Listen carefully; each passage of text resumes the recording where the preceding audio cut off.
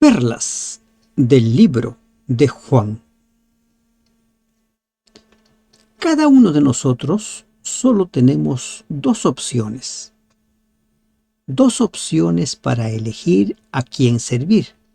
O elegimos servir a Dios y nos convertimos en hacedores de su palabra, o rechazamos a Dios y nos convertimos en servidores de Satanás, esclavos del pecado. Gracias te damos, Dios, por permitirnos iniciar el estudio de las perlas del capítulo 8 del Evangelio de Juan. Dirígenos, Señor, a lo largo de este estudio. En el nombre de Jesús te lo pedimos. Amén. Este capítulo 8 es un capítulo realmente desafiante para nuestro entendimiento. Es el alimento sólido del cual habla el apóstol Pablo. Es un desafío a nuestra comprensión y sobre todo a relacionar con los demás escritos de la palabra de Dios. En la primera parte nos habla acerca de la mujer adúltera. Todo se inicia diciendo: y Jesús se fue al monte de los olivos.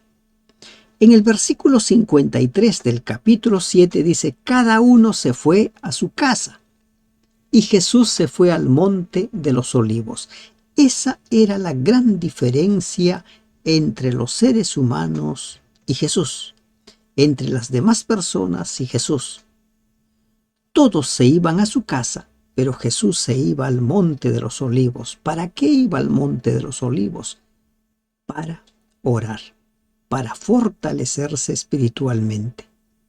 Él, como un ser humano, como uno de nosotros, como aquel que estaba participando de nuestra naturaleza, necesitaba de la oración para alimentarse, para fortalecer la vida espiritual. De igual manera, nosotros debiéramos tener nuestro monte de los olivos, el lugar donde pasemos minutos, horas, el tiempo que usted crea conveniente de comunión, un tiempo en el cual hablemos con Dios. Separemos un lugar, separemos un tiempo, tengamos nuestro monte de los olivos. Por la mañana, Jesús vuelve al templo, todo el pueblo va a él y Jesús continúa enseñando. Les continúa hablando acerca de las grandes verdades. Muchas veces las personas no están preparadas para escuchar las verdades. Ya vimos en el capítulo anterior cómo es que muchos de los discípulos empezaron a abandonarlo porque no entendían plenamente lo que Jesús quería decirles. Mientras Jesús va enseñando, vienen unos acusadores. Los escribas y los fariseos traen una mujer sorprendida en adulterio. Para que exista el adulterio, se necesitan dos partes, dos personas. Si no hay dos personas, no hay adulterio. Si a esta mujer estaban acusando de adulterio, era necesario y lógico que también el varón debía ser llevado ante Jesús. Pero lamentablemente, lo que ellos buscaban no era corregir el pecado, no era sancionar el pecado. Ellos buscaban ocasión para acusar a Jesús. La ponen en medio y le dicen: maestro, esta mujer ha sido sorprendida en el acto mismo de adulterio. Decir que una mujer ha sido sorprendida en el acto mismo de adulterio implica muchas cosas. ¿Cómo sabían ellos dónde estaba la mujer cometiendo el adulterio? ¿Qué hacían ellos en ese lugar o en esos lugares? ¿Qué hacían? Pero el hecho es de que ellos querían encontrar de una u otra manera ocasión para acusar a Jesús. Y ellos continúan: en la ley nos mandó Moisés apedrear a tales mujeres. ¿Tú pues qué dices? La ley de Moisés directamente dictaminaba pena de muerte para el adulterio, cuando ésta implicaba, ¿no?, la participación de una mujer casada, pero no especificaba la forma de la ejecución. Según la Mishnah, en esos casos se mataba por estrangulación. La ley dictaminaba pena de muerte mediante apedreamiento cuando estaba implicada una mujer comprometida. Deuteronomio 22, 23, 24. Esta es también la regla de la Mishnah. Por lo tanto, parece probable que en este caso se trataba de una mujer comprometida, siguiendo las leyes que se habían establecido para ese entonces. Y le dicen: ¿tú pues qué dices? ¿Cuál es tu opinión? ¿Cuál es tu parecer? Jesús no responde nada. Dice: mas esto decían tentándole para poder acusarle. Pero Jesús, inclinado hacia el suelo, escribía en tierra con el dedo. Este es el único caso en el que se consigna que Jesús escribía. Se ha escrito mucho acerca de él, pero no se ha preservado nada de lo que él escribió. Los caracteres que escribió sobre el polvo del pavimento pronto fueron borrados por el tránsito en el templo. De acuerdo con la tradición, se cree que Jesús escribió los pecados de los acusadores. En la Mishnah se hace referencia a la práctica de escribir en la arena. Jesús está escribiendo. La otra ocasión en la cual tenemos nosotros registro, en la cual Dios escribe con su dedo, es en las 2 tablas de los 10 mandamientos, las tablas de la ley. Esto está en el libro de Éxodo. Y como insistieran en preguntarle, se enderezó y les dijo: el que de vosotros esté sin pecado, sea el primero en arrojar la piedra contra ella. Jesús los confronta con ellos mismos. El que de ustedes no haya pecado, esté sin pecado, sea el primero en arrojar la piedra. Jesús dio a los persistentes inquisidores una respuesta que no esperaban y para lo cual no estaban preparados. Ninguno de ellos podía pretender no tener pecados. Quizá ante el tribunal del cielo algunos de ellos eran más culpables que la mujer. Con esto, Jesús no estableció un principio general según el cual se necesitaría una impecabilidad absoluta como condición necesaria para participar en el castigo de la culpa. Esto anularía la ley, pues no se podría encontrar a nadie calificado para ello. Aquí lo que Jesús hace es confrontarlos a ellos consigo mismo. Ellos actuaron como si se vieron descubiertos, como si su vida de pecado se abría ante los ojos de Jesús, y empezaron a retirarse. Mientras que Jesús volvió al suelo y siguió escribiendo en tierra. ¿Qué hacían ellos? Empezaron uno a uno, dice, comenzando desde los más viejos hasta los postreros. Y solo quedaron Jesús y la mujer acusada. Todos se retiraron. En más de una ocasión Jesús les había demostrado a ellos que Él sabía lo que pensaban, que Él los conocía. Y aquí encontramos nosotros aquello de No te fijes en la paja del ojo de tu hermano. Fíjate en la viga que está en tus ojos. Generalmente los seres humanos somos rápidos para acusar. Y cuando estamos involucrados en un pecado puntual, somos los más inquisidores, somos los más duros en condenar a la gente. Eso se repite con frecuencia. Cuando usted vea que alguien es una persona dura para sancionar a alguien, preste atención a sus actos. Con seguridad que esa persona está involucrado en lo mismo.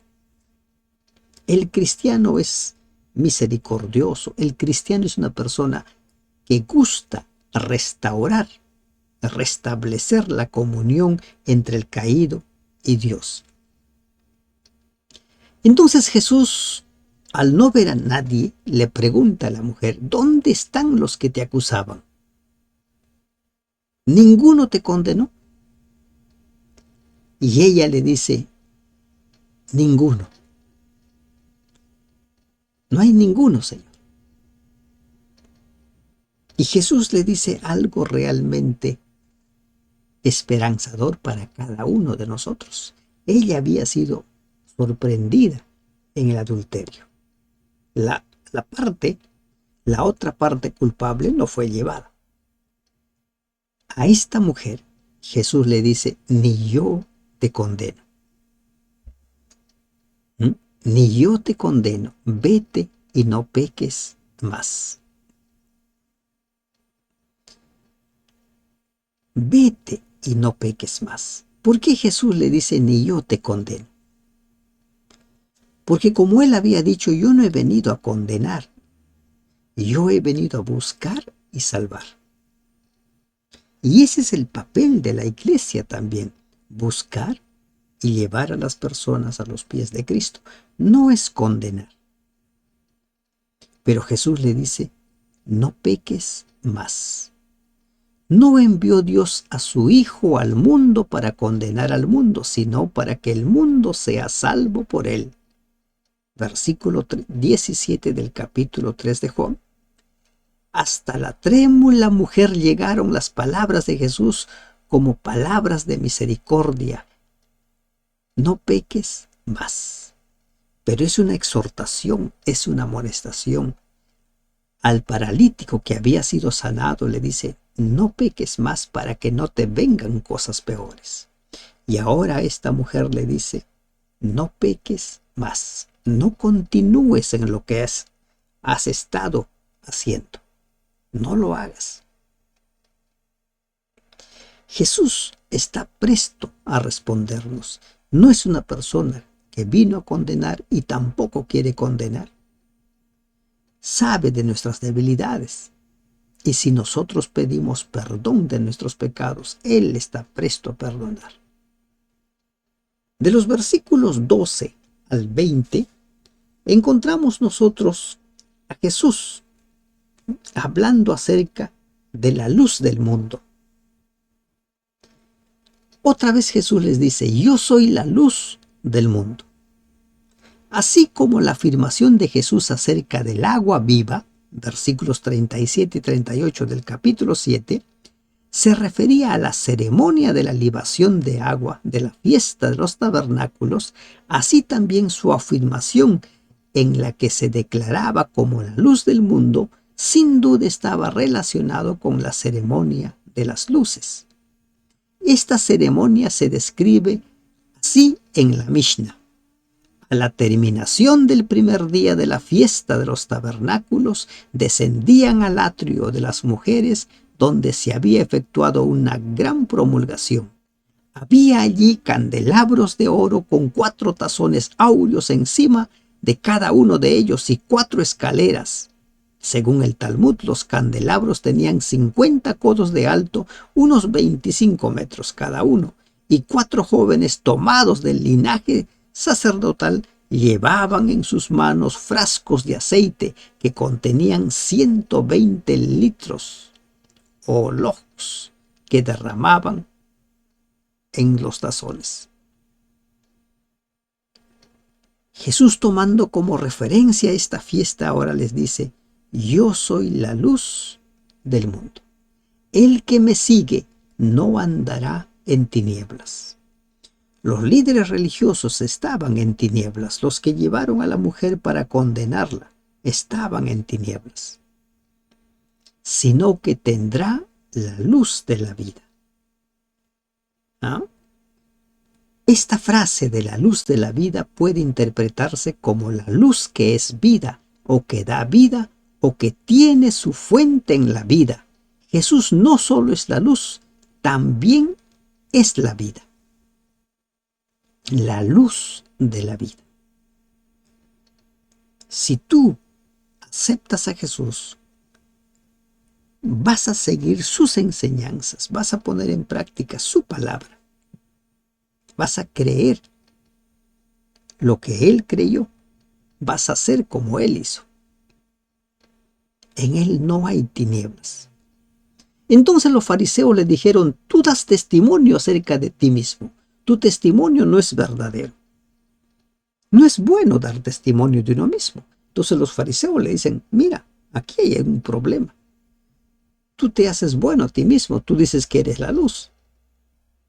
Y al dar el testimonio de ti mismo no sirve. Es cierto, no es bueno que nosotros nos halaguemos, pero en circunstancias es necesario que nos presentemos tal cual somos, que nos presentemos según quién somos nosotros. Y Jesús hace eso. Y Jesús les dice: aunque yo doy testimonio acerca de mí mismo, mi testimonio es verdadero. Yo no estoy mintiendo. Y les da el por qué. Dice: porque sé de dónde he venido y a dónde voy, pero ustedes no saben de dónde vengo ni a dónde voy. Sé. Yo sé qué es lo que debo hacer. Yo sé por qué hago lo que hago.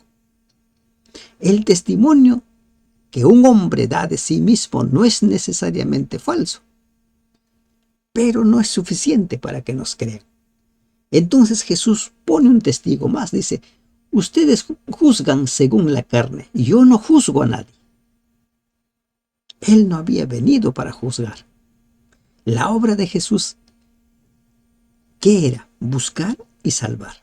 No era de juicio, sino de salvación. Así dijo él: el Hijo del Hombre vino a buscar y a salvar. Mi juicio es verdadero porque yo no estoy solo, sino yo y el que me envió, el Padre. El Padre da testimonio de mí. Ahora Jesús, a lo largo de los versículos que viene, va a empezar a presentarse tal cual es. Se va a empezar a describir para que ellos vean y sepan que Él no es un hombre cualquiera, no es un hombre más, no es un revoltoso que se levantó por ahí, no.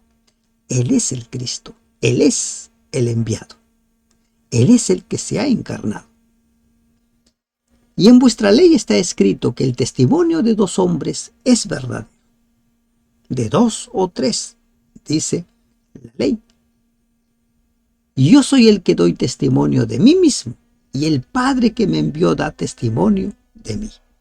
Presenta a los dos testigos necesarios para que un testimonio sea válido: el mío y el del Padre. Ellos le dicen: ¿dónde está tu Padre? Respondió Jesús: ni a mí me conocéis, ni a mi Padre. Si a mí me conocieseis, también a mi Padre conoceríais. Le preguntan: ¿dónde está tu Padre? En la mente de estos líderes religiosos se esperaba ver a alguien, a algún humano, como el Padre. Pero Jesús no se está refiriendo a ningún ser humano. A ningún ser humano. Se está refiriendo a Yahvé, mi Padre.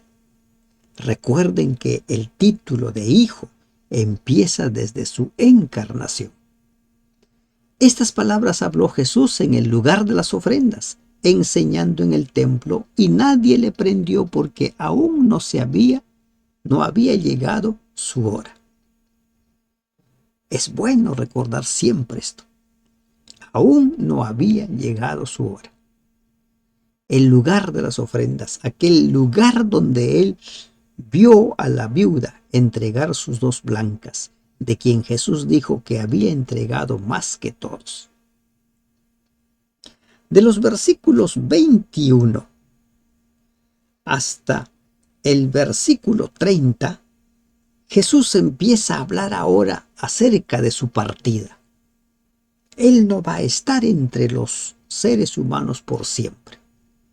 Su estadía es solo por un tiempo. Otra vez les dijo, yo me voy, me van a buscar ustedes, pero en vuestro pecado moriréis. A donde yo voy, vosotros no podéis venir. Yo me voy a ir. ¿Pero qué les dice? Si ustedes no me aceptan, si yo me voy, ustedes van a morir en sus pecados. Muchos de los oyentes de Jesús lo buscarían demasiado tarde al descubrir también demasiado tarde que era el Mesías a quien debían de recibir. A veces dejamos pasar las oportunidades, a veces dejamos de tomar la gran decisión de nuestra vida y aceptar a Jesús como nuestro Salvador por cualquier otra razón, por una serie de, puede ser excusas, o puede ser porque sentimos que vamos a perder algo. Y Jesús les dice, en vuestros pecados van a morir, porque ustedes no pueden ir a donde yo voy. Decían entonces los judíos, ¿acaso se matará a sí mismo que dice, a donde yo voy, vosotros no podéis venir? Una evidencia de que la mente de los líderes religiosos era una mente carnal. No entendían las cosas de Dios. En lugar de preguntarle a Jesús, ¿qué es lo que quieres decir? Dicen, ¿se matará este? Creo que se va a suicidar. No, este está pensando seriamente en suicidarse. Entonces Jesús les dice, vosotros sois de abajo, yo soy de arriba. Vosotros sois de este mundo, yo no soy de este mundo. Ustedes son terrenales, yo no soy de la tierra. Él había venido a tomar nuestro lugar, pero no era de aquí. De la misma manera, los hijos de Dios, como dice Hebreos 11, nunca se consideraron del mundo, sino que ellos consideraban que estaban aquí de paso. Se llaman peregrinos y extranjeros.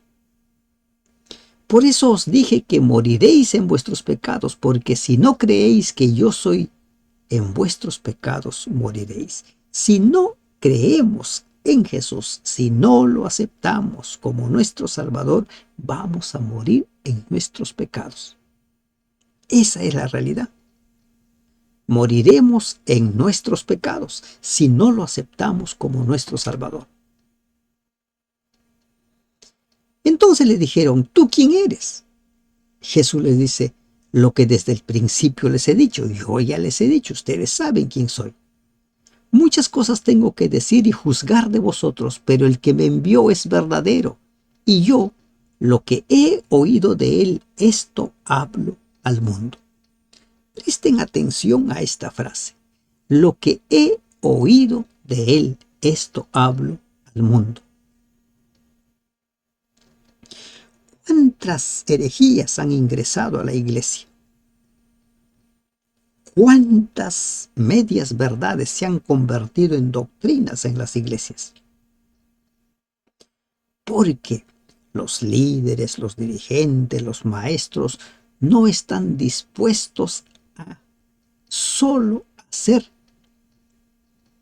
lo que se les ha mandado hacer, solo creer en lo que se les ha pedido que crean. Lo que he oído de él, esto hablo al mundo. Lo que oigas, lo que leas en las escrituras del Señor, eso enseña, eso habla. Eso, sin quitar ni añadir.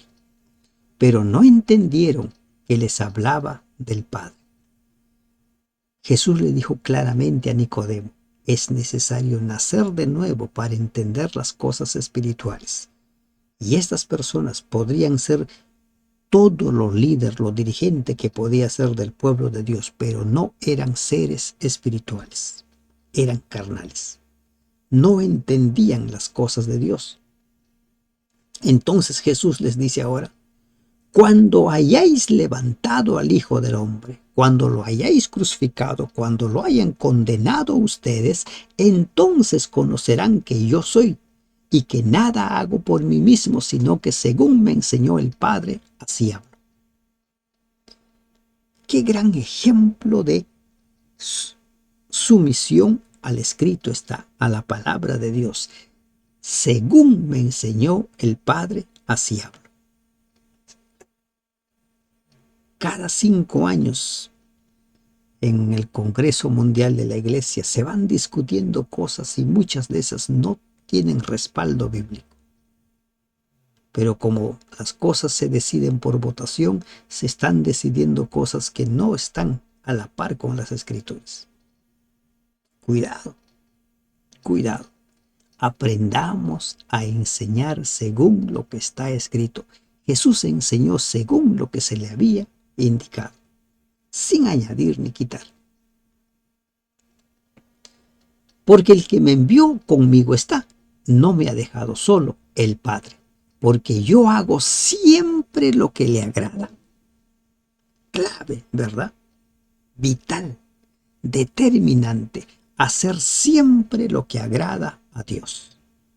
No hacer lo que nos agrada, sino lo que a Él le agrada. Hablando Él estas cosas, muchos creyeron en Él. Muchos. Pero también muchos no creyeron en Él.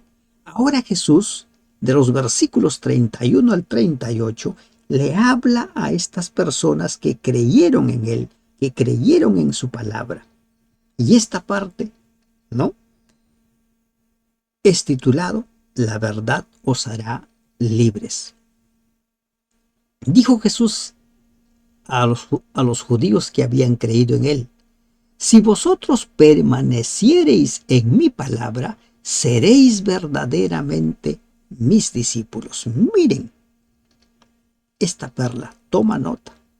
Para ser discípulos de Jesús debiéramos o tenemos que permanecer en su palabra, poner en práctica su palabra, vivir su palabra. Si no, no somos sus discípulos.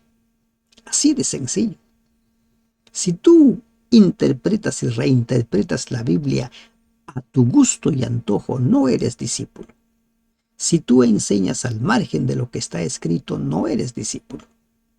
Y conoceréis la verdad, y la verdad os hará libres. Las gloriosas verdades del Evangelio habían sido anticipadas en los escritos de Moisés, los profetas. Pablo describe la era del Antiguo Testamento como una era de gloria y advierte que la nueva era la sobrepujará grandemente. Segunda de Corintios 3:9. Conocerán la verdad y la verdad los va a hacer libres. ¿Estás dispuesto a conocer la verdad? Conocer la verdad es un desafío, porque te va a desafiar a cambiar tus creencias, a cambiar tus formas de pensar, a cambiar tus hábitos de vida. Y entonces te hará libre. ¿Libre de qué? Del pecado. ¿Libre de qué? De los engaños, de las tinieblas. Le respondieron: linaje de Abraham somos y jamás hemos sido esclavos de nadie. ¿Cómo dices tú, seréis libres? A esto se llama negación. ¿Qué están diciendo ellos? Jamás hemos sido esclavos de nadie. Somos libres. Ellos vivían bajo el yugo romano, a tal punto que Pilato era el gobernador. Si bien es cierto que ellos tenían cierta autonomía, pero no eran libres. No podían hacer lo que querían. Cuando quisieron condenar a muerte a Jesús, lo llevaron ante Pilato, porque ellos no podían condenar a muerte a nadie. Y ellos dicen, nosotros siempre hemos sido libres, no hemos sido esclavos. Si pudieran haberse dado cuenta que eran esclavos del pecado. Pero ellos no querían. Jesús le respondió, de cierto os digo, que todo aquel que hace pecado, esclavo es del pecado. El que comete pecado es esclavo del pecado. Recuerde eso. La posesión del esclavo no es permanente. En cualquier momento puede desagradar a su amo y ser expulsado. No pasa así con el hijo. La sangre de su amo corre por sus venas. O te conviertes en esclavo del pecado o te conviertes en servidor de Cristo. Y el esclavo no queda en la casa para siempre. El hijo sí queda para siempre. Y nosotros estamos llamados a ser hijos, como dice el capítulo 1, los que creyeron en Él, los que lo aceptaron, han sido llamados a ser hijos de Dios. Así que si el Hijo os libertare, seréis verdaderamente libres. El pecado no tendrá tanto poder, el pecado dejará de ser. Hay quienes dicen, bueno, es imposible guardar la ley, es imposible vivir sin pecar. Si el Hijo os libertare, seréis verdaderamente libres. Los judíos se consideraban a sí mismos como hijos libres de Abraham y se jactaban de su libertad. No estaban dispuestos a reconocer su esclavitud, ya fuera literal o espiritual, pero se decantaba, ¿no?, la libertad, una libertad que no tenían. Era una libertad espuria. Jesús había venido para ofrecerles libertad genuina, libertad de sus pecados, libertad de la acusación de sus conciencias. Sé que sois descendientes de Abraham, les dice Jesús. Eso me queda claro. Pero procuráis matarme, porque mi palabra no haya cabida en vosotros.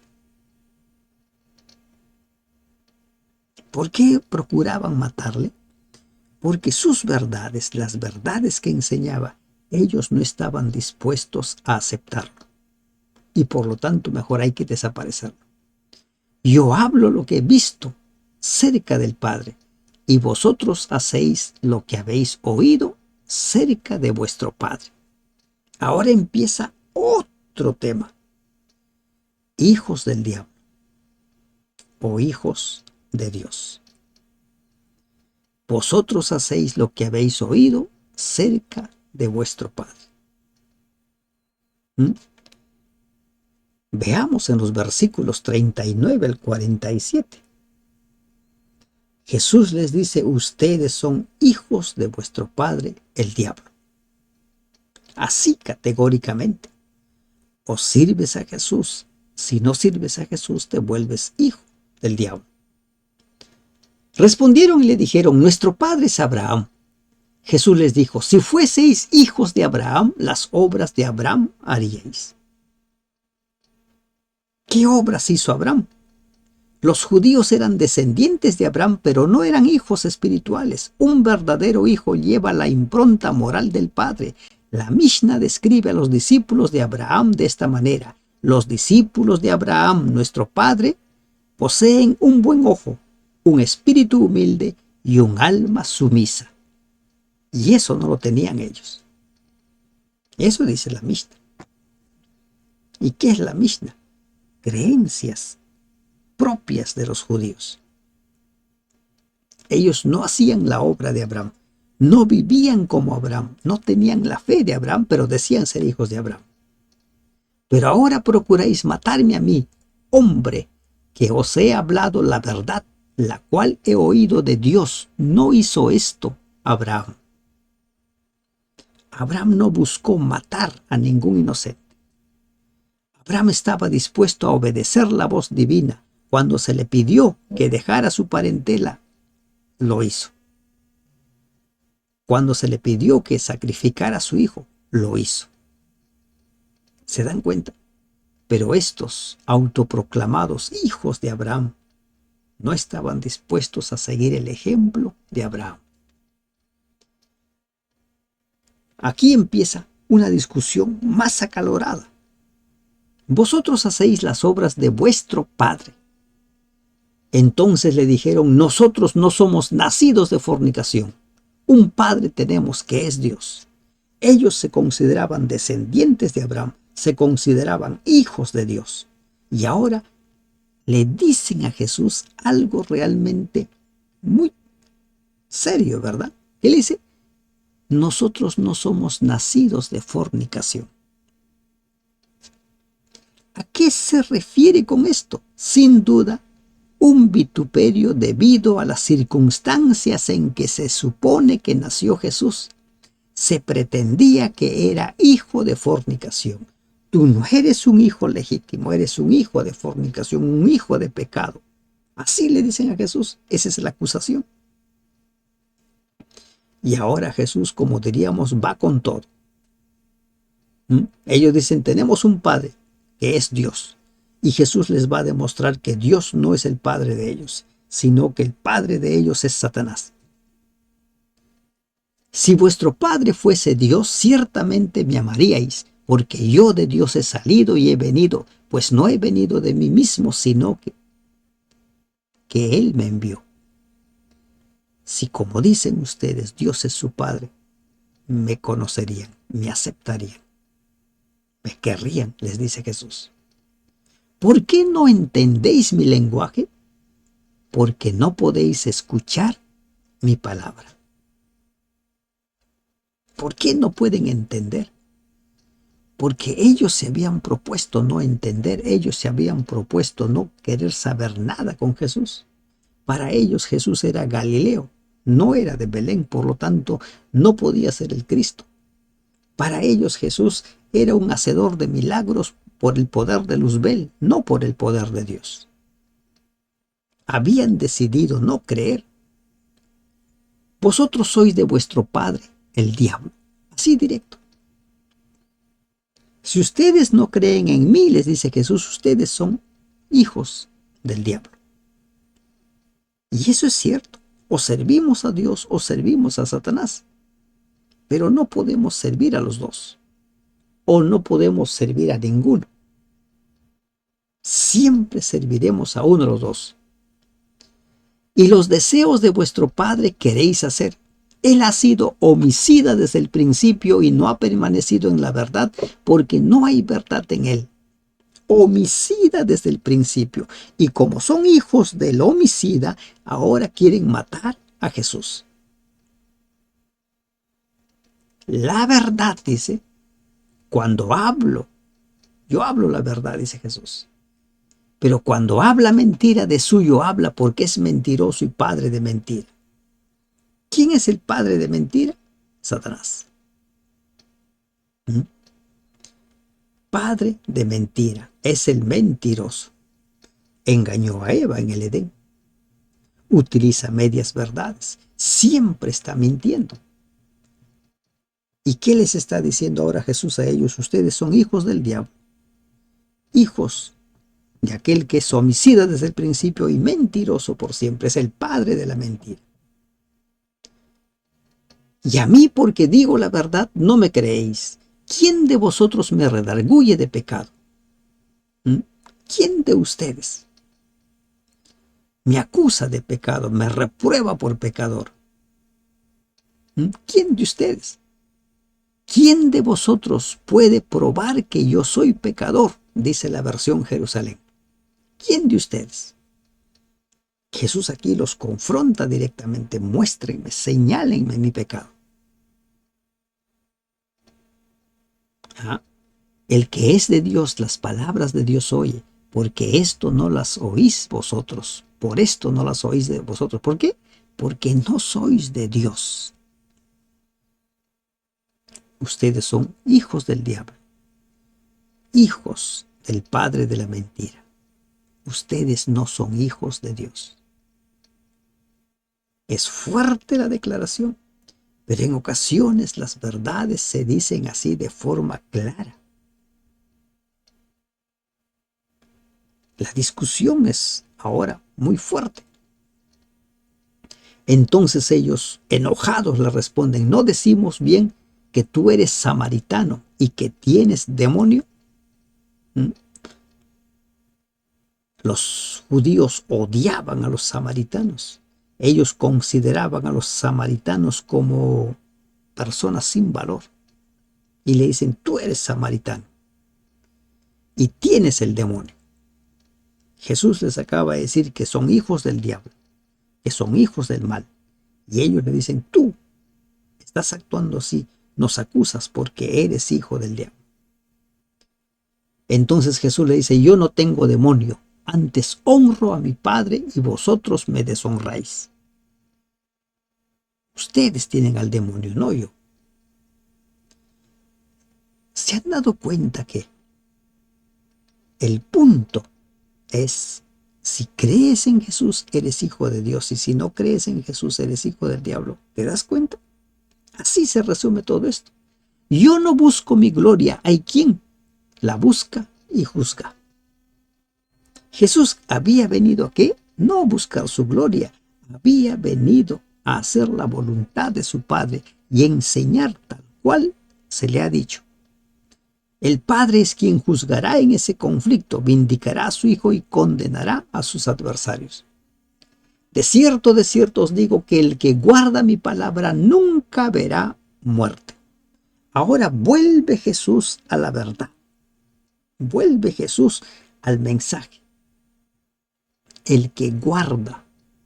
¿Y qué es guardar? Es poner en práctica, es vivirlo. Es aplicarlo a nuestra experiencia personal. Nunca verá muerte.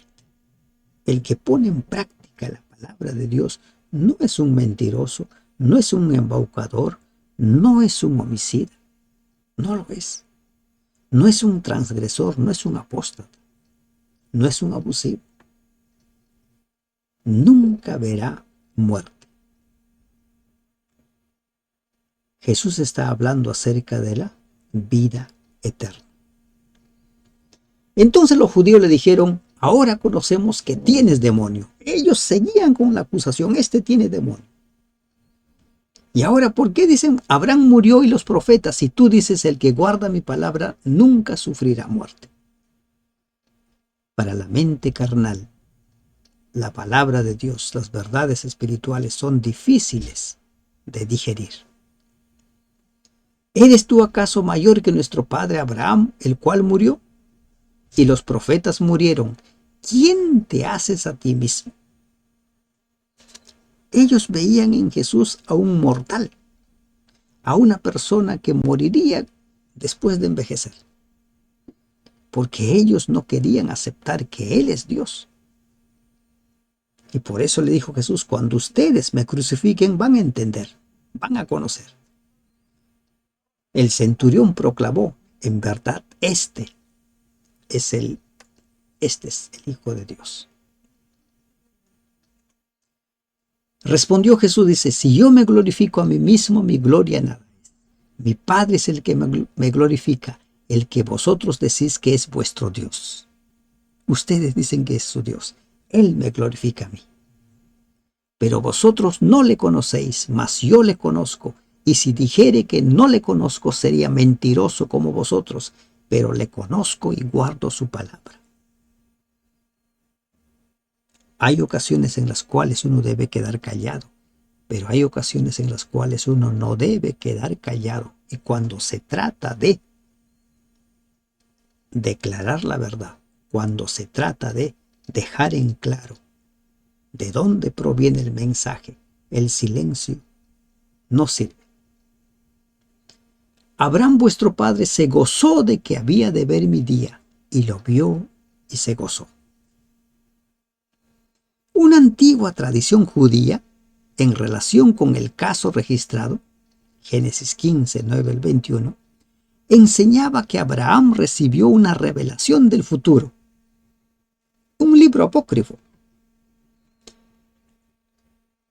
Contiene lo siguiente que dice, elegiste para ti uno entre aquellos cuyo nombre era Abraham. A él lo amaste y solo a él le revelaste el fin de los tiempos secretamente por la noche. Y Jesús dice, Abraham vio mi día y se gozó. Los judíos se resintieron porque Jesús se aplicara a sí mismo la visión de Abraham acerca del futuro. Abraham anhelaba fervientemente ver al Salvador prometido y se regocijó cuando le fue dado la revelación. Por el contrario, los judíos, que en realidad tuvieron el privilegio de ver los días del Mesías, estaban turbados y enojados. Cuando leemos en Hebreos 11 en relación al sacrificio de Isaac, dice la palabra de que Abraham sabía que si Isaac moría, de alguna manera Dios resucitaría a Isaac, porque él era el hijo de la promesa, porque de él surgirían las naciones. Abraham se gozó. Gocémonos de ver la venida de Cristo. Gocémonos en la esperanza de la segunda venida de Cristo. La preexistencia de Jesús ahora queda demostrado por Jesús mismo. Los profetas, Abraham mismo, se gozaron. Ellos ya sabían que yo existo. Yo no tengo este problema de vivir supeditado al tiempo, es lo que le está diciendo Jesús, porque Él es un ser eterno, es Dios. Entonces le dijeron los judíos, aún no tienes 50 años y has visto a Abraham. Jesús les dijo, de cierto os digo, antes que Abraham fuese, yo soy. Aún no tienes 50 años, tendría 30, 31. Antes que Abraham fuese, yo soy. La misma combinación del verbo, antes que Abraham fuese. Jesús está hablando claramente acerca de su preexistencia. Como dice Juan 1:1, en el principio era el verbo era con Dios y el verbo era Dios. Aquí Jesús está afirmando su divinidad. Él es Dios, es un ser eterno. Si bien es cierto que tomó nuestro lugar, no era un ser humano. Tomó nuestro lugar para vivir como nosotros, para cumplir con la palabra de Dios, con las leyes de Dios, como uno de nosotros lo haría. Tomaron entonces piedras para arrojársela, pero Jesús se escondió y salió del templo y atravesando por en medio de ellos se fue. Esa es la actitud de las personas cuando ya no tienen argumentos para expresar, argumentos con los cuales confrontar una verdad. Entonces recurren a la violencia, recurren al insulto, al agravio, como hace mucha gente. Cuando tú les vas hablando y les vas hablando, les vas dando argumentos, les vas señalando los textos, llegan un momento en que sienten que ya no dan más, entonces quieren atacar. Y es lo mismo que hicieron aquí los hijos del diablo, los hijos del padre de la mentira, los hijos de aquel que es homicida desde siempre. ¿Hijo de quién quieres ser? ¿A quién quieres servir? ¿Siervo de quién quieres ser? ¿De Dios o de Satanás? Tú eliges. Que Dios te bendiga. Amén.